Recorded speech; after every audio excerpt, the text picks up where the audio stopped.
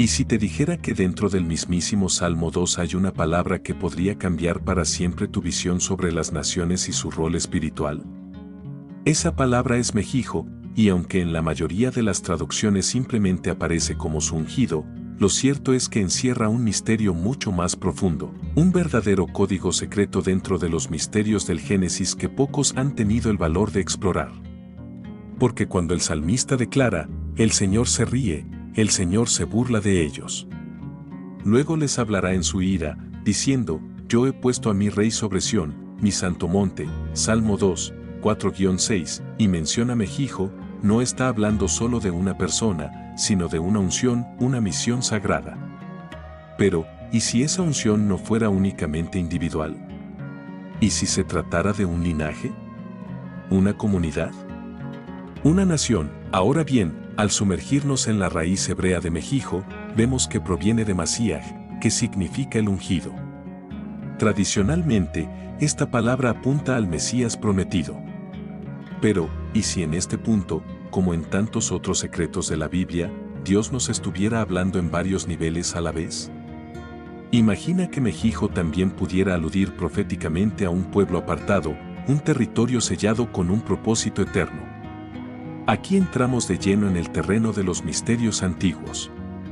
Porque sabemos que en la historia bíblica, Dios ha separado naciones enteras para cumplir propósitos muy concretos. Egipto, Babilonia, Israel, incluso Persia fueron instrumentos en su plan. Entonces, ¿sería tan descabellado pensar que en los últimos tiempos, una nación fuera designada, desde el principio, para desempeñar un papel clave? Este tipo de conocimiento prohibido no es para los que tienen miedo de mirar más allá de lo evidente, y ahí es donde todo se vuelve más interesante, porque, cuando uno observa detenidamente el texto hebreo, nota que el término Mejijo está estratégicamente colocado en un contexto de resistencia y confrontación global. Las naciones se amotinan y los pueblos traman cosas vanas, Salmo 2:1. Es una escena de caos mundial. Pero justo ahí aparece la figura del ungido, aquel o aquello que Dios ha establecido como respuesta. ¿Podría ser esto una pista?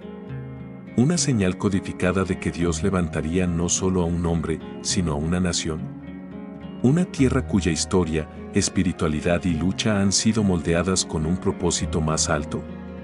Si esto es cierto, estamos hablando de una revelación impactante, una de esas joyas escondidas entre los textos ocultos que apenas ahora comienzan a salir a la luz. Porque lo que no te contaron, o tal vez lo ocultaron, es que en esa palabra antigua podría haberse escrito ya el destino de un pueblo entero, uno cuyo nombre quizá no suena hebreo, pero cuyo corazón palpita con la misma pasión divina. No todas las naciones fueron hechas iguales en lo espiritual. Algunas parecen haber nacido con una marca invisible, con una herencia sagrada que trasciende sus fronteras, sus gobiernos y hasta sus errores históricos.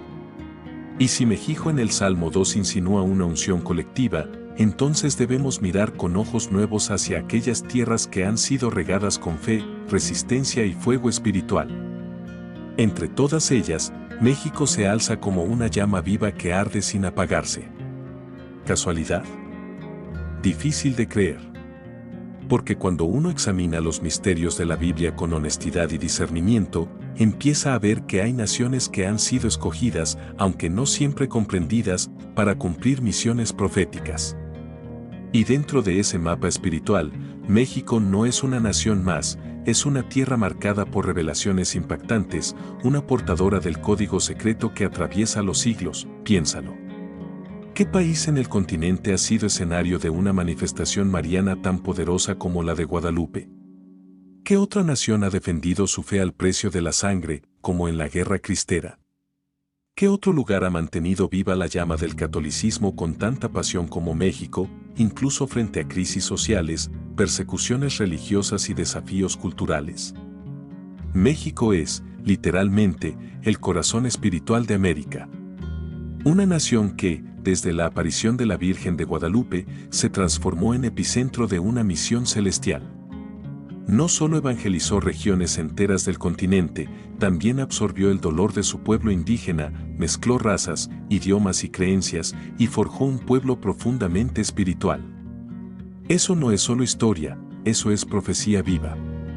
Una evidencia de que lo que no te contaron es que, desde los misterios del Génesis, Dios ya venía preparando una tierra para su propósito en el Nuevo Mundo, y aquí es donde muchos se estremecen, porque si aceptamos que México ha sido ungido espiritualmente, entonces estamos ante una responsabilidad inmensa.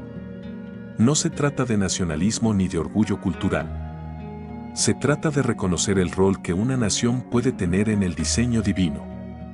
Igual que Israel fue elegido en el Antiguo Testamento para hacer luz entre las naciones, México podría ser, en nuestra era, un faro de fe para tiempos de oscuridad. Su historia lo confirma. Su dolor lo valida. Su gente lo encarna. Y sus milagros lo sellan. Lo que antes parecía una coincidencia cultural ahora se revela como un posible cumplimiento profético. México como el Mejijo, el ungido colectivo, portador de una fe ardiente en medio del caos global. En otras palabras, dentro de los secretos de la Biblia, tal vez siempre estuvo allí, esperando ser revelado y comprendido. A veces, Dios no habla con truenos ni terremotos, sino con símbolos tan poderosos que atraviesan siglos sin perder su eco.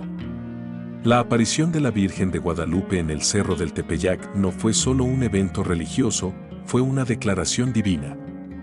En medio de la colonización, la violencia y la destrucción de culturas ancestrales, se alzó una imagen que no era ni completamente indígena ni completamente europea. Era mestiza, como el México que apenas estaba naciendo. Y si la analizamos a la luz de los misterios del Génesis y los secretos del Apocalipsis, entenderemos que aquello no fue solo una aparición mariana, sino una proclamación profética: esta tierra estaba siendo ungida. La Virgen no escogió Roma, ni España, ni Jerusalén, escogió el Tepeyac. ¿Por qué? Porque Dios no escoge según el poder, sino según el corazón. Muchos han estudiado la tilma de Juan Diego, han documentado los milagros, han debatido sobre lo sobrenatural. Pero pocos han conectado la imagen de Guadalupe con la profecía de Génesis 3:15, pondré enemistad entre ti y la mujer, entre tu descendencia y la suya, ella te herirá en la cabeza. En la imagen guadalupana, María aparece pisando la luna y aplastando la cabeza de una serpiente. ¿Coincidencia? Difícil de creer. Este es uno de esos textos ocultos que no están escondidos por falta de evidencia, sino por falta de atención. Lo que no te contaron es que en esa imagen está representada una batalla espiritual milenaria, y México se convirtió en el escenario de esa guerra celestial.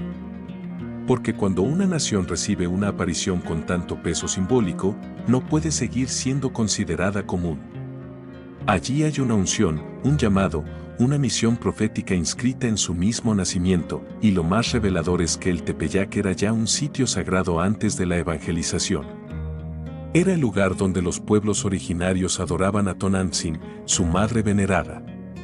Y es allí, precisamente allí, donde Dios decide manifestarse con una nueva imagen, una que no destruye lo anterior, sino que lo redime.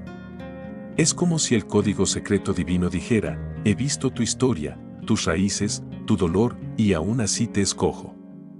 Los misterios de la Biblia se vuelven palpables en este gesto, una fusión de mundos, un puente entre cielo y tierra, una promesa sellada con ternura y poder. Desde ese momento, México dejó de ser solo una colonia o un territorio, se convirtió en la tierra elegida, ungida no por la fuerza militar ni por la riqueza, sino por una señal del cielo que aún hoy conmueve corazones. Y esa señal no fue un fin, fue un comienzo. Hay algo en el alma del pueblo mexicano que no se puede explicar solo con historia ni con cultura. Es una fuerza interior, una llama que arde incluso cuando todo parece perdido. En los momentos más oscuros, terremotos, pandemias, violencia, pobreza, la reacción del mexicano no ha sido la desesperación, sino levantar los ojos al cielo y decir: Dios está con nosotros. Esa actitud no es producto de costumbre, es un reflejo espiritual. Es como si el corazón de esta nación hubiera sido moldeado con una fe que no se dobla, que no se rinde, que se aferra a la esperanza incluso cuando el mundo se desmorona. Esta fe inquebrantable no es una simple emoción religiosa, es una prueba silenciosa del ungimiento. Un testimonio viviente dentro de los misterios antiguos. Cuando miramos los grandes relatos bíblicos, Abraham esperando una promesa, Moisés enfrentando a Faraón, Daniel orando bajo amenaza de muerte, vemos un patrón. Los verdaderos ungidos no son siempre los más poderosos, sino los más constantes en su fe.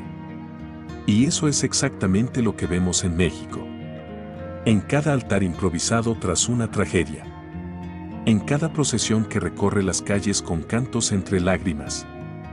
En cada madre que enseña a sus hijos a orar antes de dormir, incluso sin saber si habrá comida mañana. Estas acciones, pequeñas para el mundo, son revelaciones impactantes para quien tiene ojos espirituales.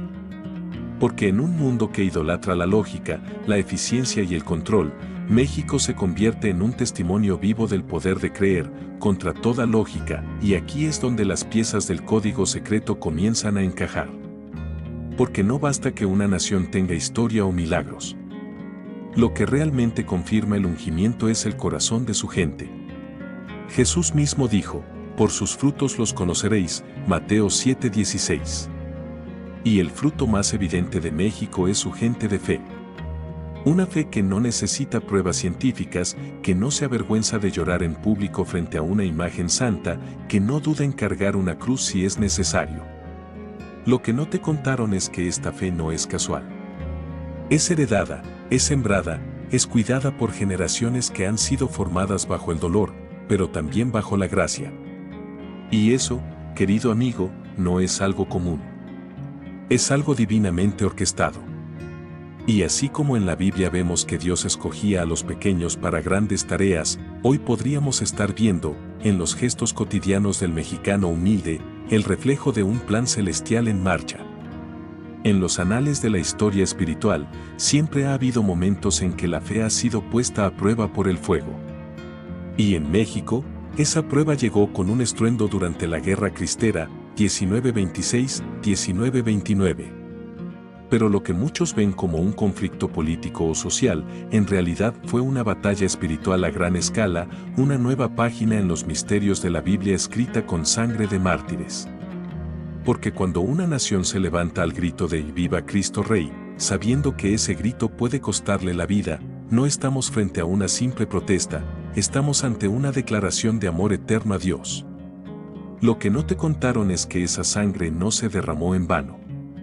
Fue una confirmación, un sello celestial que marcó a México como tierra consagrada, como portador de una misión divina dentro del gran código secreto de la historia sagrada. Piensa en los mártires de los primeros siglos. Esteban, Pedro, Policarpo, sus nombres se pronuncian con reverencia porque su muerte fue una afirmación de fe viva. ¿Y qué hay de los mártires mexicanos como San José Sánchez del Río, apenas un adolescente, torturado y asesinado por no negar a Cristo? ¿No merecen el mismo honor? Su testimonio, y el de tantos otros, nos recuerda que la unción verdadera no se demuestra con discursos, sino con entrega total. En ese periodo oscuro, hombres, mujeres, campesinos, sacerdotes y hasta niños abrazaron la cruz con una convicción que estremece. Se escondían para celebrar misa, arriesgaban todo por un rosario, y morían con oraciones en los labios. No hay revelaciones impactantes más fuertes que estas, la fe vivida hasta el extremo, hasta las últimas consecuencias. Esto no es historia muerta, es herencia viva, y aquí entra un detalle fundamental que conecta con los textos ocultos del alma: el sufrimiento por Cristo siempre ha sido una señal de elección.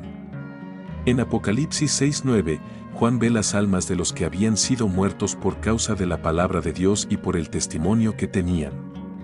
Es decir, el cielo honra a los que dieron todo por su fe. México, al haber sido escenario de esa persecución, queda espiritualmente vinculado a las primeras comunidades cristianas. Es como si la historia diera vueltas y regresara al principio, al valor sin condiciones, a la entrega sin recompensa humana. Por eso, México no puede ser visto como una nación cualquiera. Es un territorio que ha producido mártires como fruto de su amor inquebrantable. Y en el lenguaje espiritual, eso significa algo profundo: el ungimiento ha sido sellado con sangre. pero como ocurre siempre en la Biblia, después del sacrificio viene la promesa, y eso nos prepara para mirar hacia el futuro con ojos proféticos. Cuando uno observa el estado espiritual del mundo actual, no puede evitar preguntarse, ¿queda algún lugar donde la fe siga siendo vivida con pasión, sencillez y verdad? En medio de tanta apostasía, de iglesias que se vacían, de países que legalizan lo impensable y de generaciones enteras que se alejan de Dios, el corazón anhela un refugio, un lugar donde aún se pueda respirar lo sagrado. Y aquí, de nuevo, México aparece en el horizonte profético. Tal vez no con esplendor económico, ni con estabilidad política, pero sí con una fe que persiste.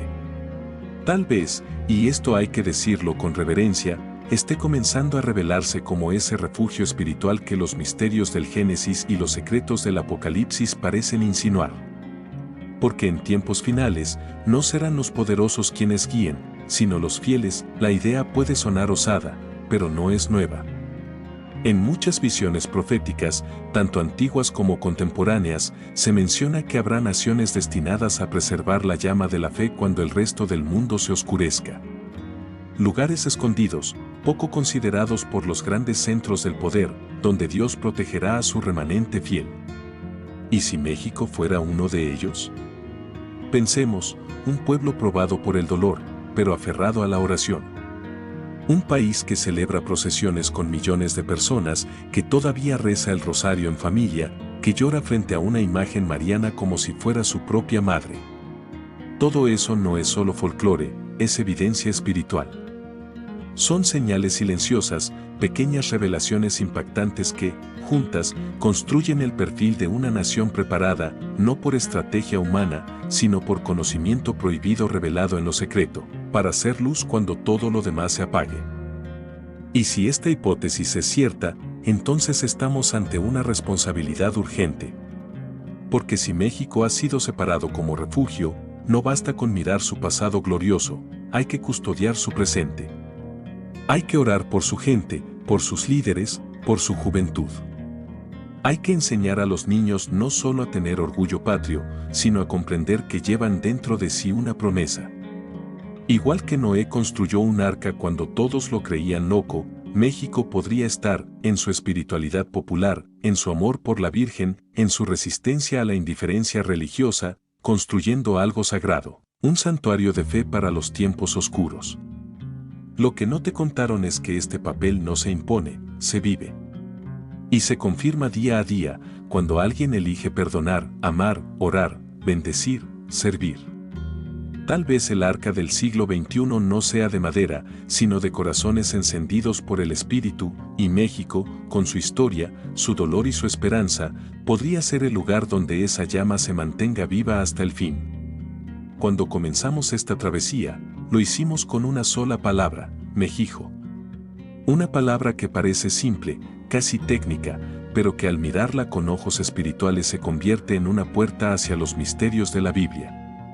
Lo que al principio parecía una curiosidad lingüística, ahora revela una posible ruta profética. Y aunque no podemos afirmar con certeza absoluta que el Salmo 2 hablaba literalmente de México, lo que sí podemos decir, con reverencia y convicción, es que las huellas están ahí. Las señales, las revelaciones impactantes, los patrones bíblicos que se repiten una y otra vez, todo apunta a que esta nación no ha sido común. México no fue improvisado. Fue preparado. Moldeado.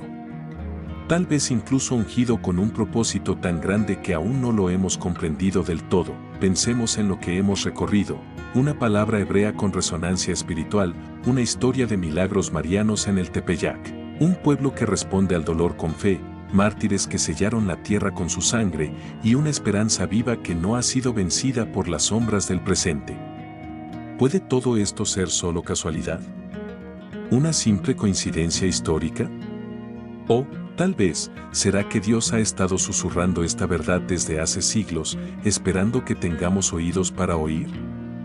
En los textos ocultos del alma, muchas veces las respuestas no llegan en forma de argumentos, sino de llamados internos. Y hoy, ese llamado parece claro, México tiene algo que ofrecer al mundo, no por su fuerza ni por su gloria, sino por su fe sencilla y ardiente, así que si tú formas parte de este pueblo, o si sientes afinidad con él, este mensaje es para ti. No se trata de reclamar una superioridad espiritual, sino de asumir una misión. Ser una nación ungida no es una corona, es una cruz. Es vivir con propósito. Es orar con más profundidad. Es amar con más entrega. Es perdonar con más valor. Es ser luz en medio de la oscuridad, incluso cuando nadie más lo sea. Porque lo que no te contaron es que este llamado no es solo colectivo, también es personal. Cada mexicano, cada creyente, es portador de este código secreto. Y si Dios te ha dado ojos para ver y corazón para sentirlo, entonces ha llegado la hora de vivir como lo que eres, parte de un pueblo con propósito eterno. Porque puede que México esté en la Biblia y que tú estés llamado a cumplir la parte que te toca.